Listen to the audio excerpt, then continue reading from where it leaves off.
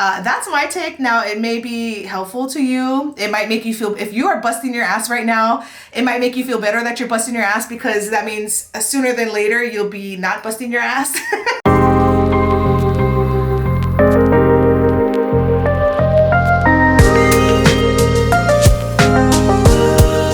Alrighty fam, we are in the last week of February and we have 7 days left. So I'm going to spend a lot of the next 7 days just talking to you about more life things, just things that Shan does, answering some questions about, you know, different things that I do that have either helped me have success or that have just helped me have more peace, a lot of different things that I do. So we're going to be covering those. And today's question actually is what inspired this last week of videos that I'm going to be producing so that you folks can kind of take a glimpse into what it's like to be Shan, right? So this question came in from Instagram follower mokihana.investments.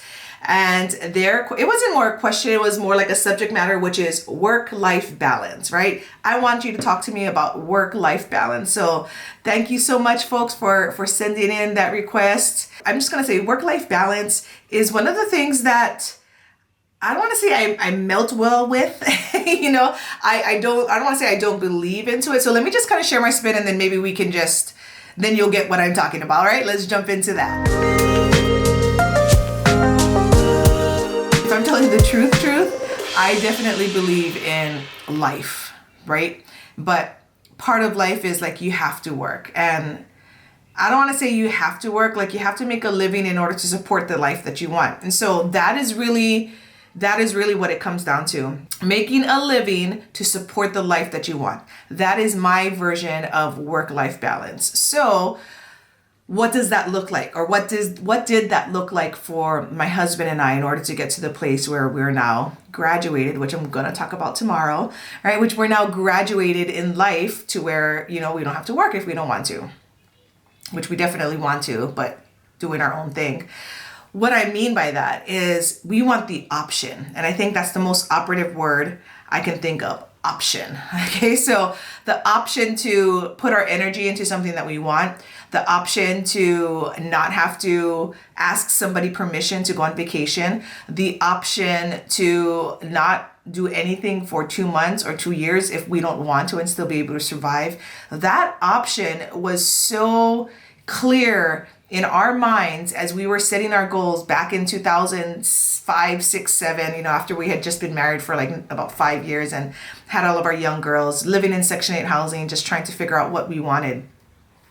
Having that very clear vision of having an option in the future was really important to us, because at that point we had painted ourselves or been pushed into so many corners and been left with so little options to where we didn't want the fancy things. All we wanted was fucking options, right? And so it became a very real thing to us to the point where that was the one thing that we were going after. So we worked, you know, my husband worked 2 jobs and I worked 1, and we would be shuffling kids between parents, right, who would watch them. We'd hire babysitters. We do all the things so that we could work more, right? But we understood, especially after reading some books like Rich Dad, Poor Dad. Google it. There's a lot that Robert Kiyosaki has to say about that. But when we read that book, things opened up in our mind, like what other options could we do?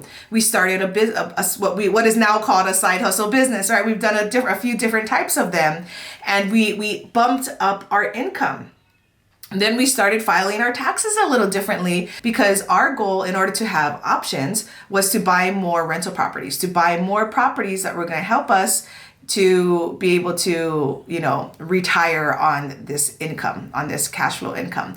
And you guys, you may have seen me talk about that in my other wealth videos earlier in my YouTube. So if you haven't, go ahead and check those out. I do discuss those and what we did back then. So that option thing was such a real thing in our life that we really just kept following that option. So for us, we were young, right? We were like, when we bought our first house, we started off as parents at 15 and 17, right? By the time we bought our first house and had our by the time we had 4 kids, we were 20 and 22 years old. What the heck were we doing, right? By the time we bought our first house, we were 29 and 31, right? And at that point, we're like, now we're buying the first house. Now we actually have something that can help us get to the next level. And we just said, we're young, we can work hard. we can work long hours. We have a supportive family who can help us with the kids.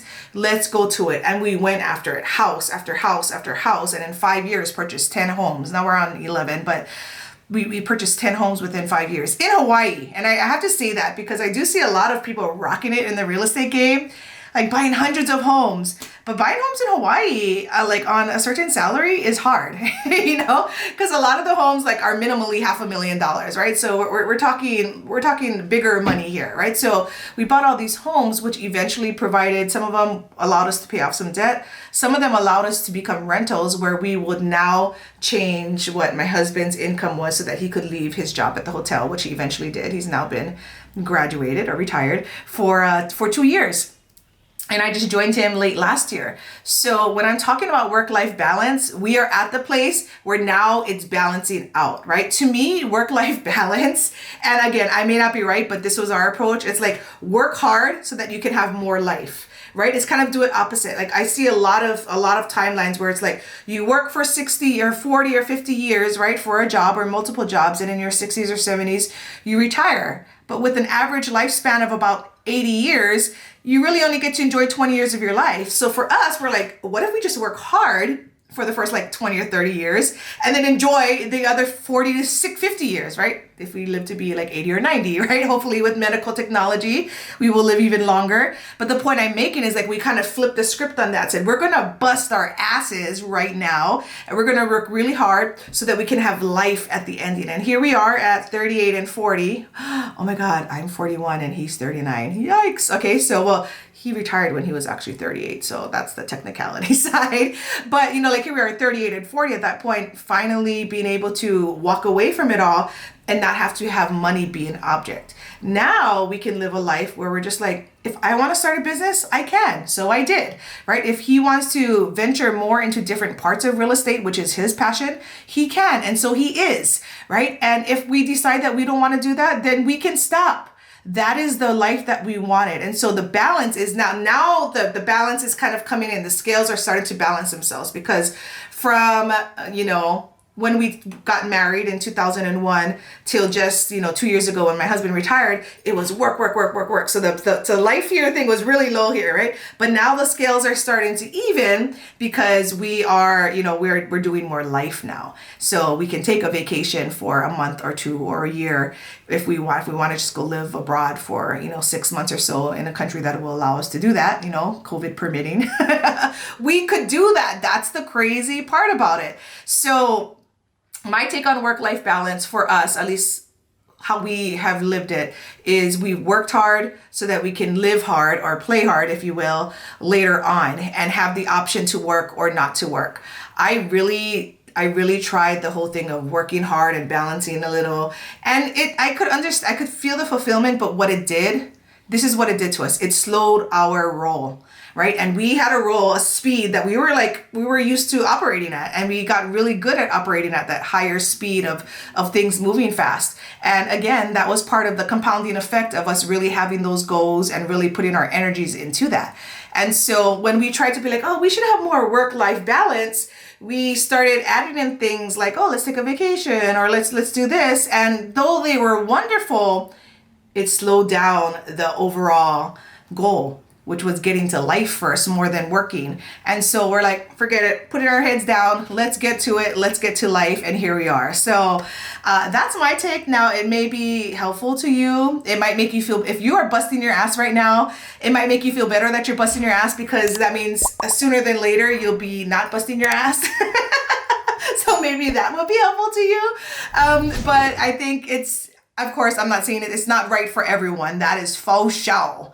It is not right for everyone to go down the way that we did, but it worked for us. It wasn't always easy, but it was always worth it. And I can still say that today. And I hope I can still say that in 5 years from now, after we've been retired for 5 years. So we'll meet back again. You'll see another video at that time, an update from that to see how that went. But that's my little take on work-life balance. Hopefully that's helpful to you, gives you a little more insight into how we did things, and just revisit us again to see more of what we did, especially in this coming week with more of my things about the power in the things that we've chosen to make part of our daily routines. So I hope to see you on the other side, guys. Until then, keep evolving. Bye.